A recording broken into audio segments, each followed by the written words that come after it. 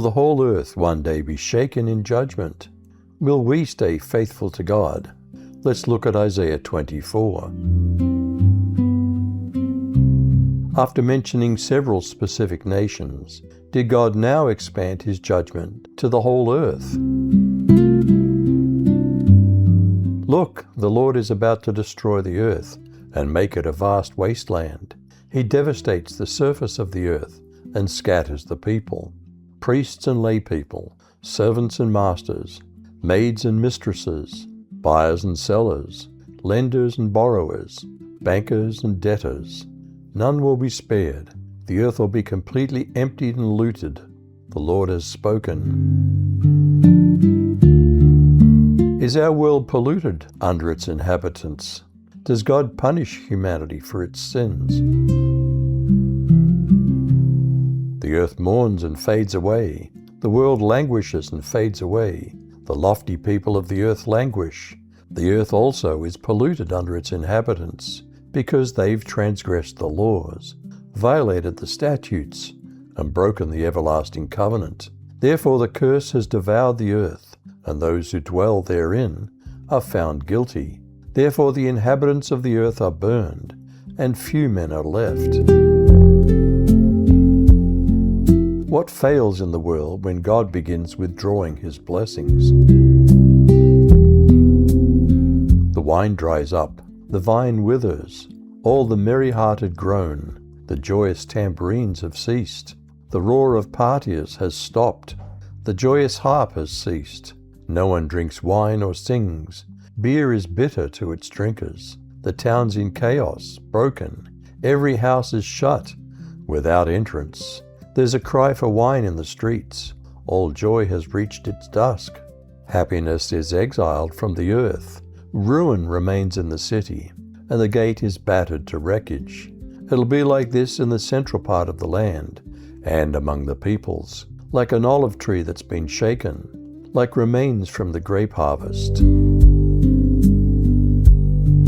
Does a remnant from all over the world praise the Lord? Who is trustworthy? People in the west shout. They joyfully praise the majesty of the Lord. And so everyone in the east and those on the islands should praise the Lord, the God of Israel. From all over the world, songs of praise are heard for the God of justice. But I feel awful, terribly miserable. Can anyone be trusted? So many are treacherous. Is the earth utterly broken and violently shaken under the weight of its sins? Terror and the pit and the snare are upon you, O inhabitant of the earth. He who flees at the sound of the terror shall fall into the pit, and he who climbs out of the pit shall be caught in the snare. For the windows of heaven are opened, and the foundations of the earth tremble. The earth is utterly broken. The earth is split apart. The earth is violently shaken. The earth staggers like a drunken man. It sways like a hut. Its transgression lies heavy upon it, and it falls and will not rise again. What will happen to heaven and earth on that day when the Lord of hosts will reign as king on Mount Zion? On that day, the Lord will punish the host of heaven above and kings of the earth below. They'll be gathered together like prisoners in a pit. They'll be confined to a dungeon. After many days they'll be punished. The moon will be put to shame, and the sun disgraced, because the Lord of hosts will reign as king on Mount Zion in Jerusalem, and he'll display his glory in the presence of his elders. Will God once more shake heaven and earth together?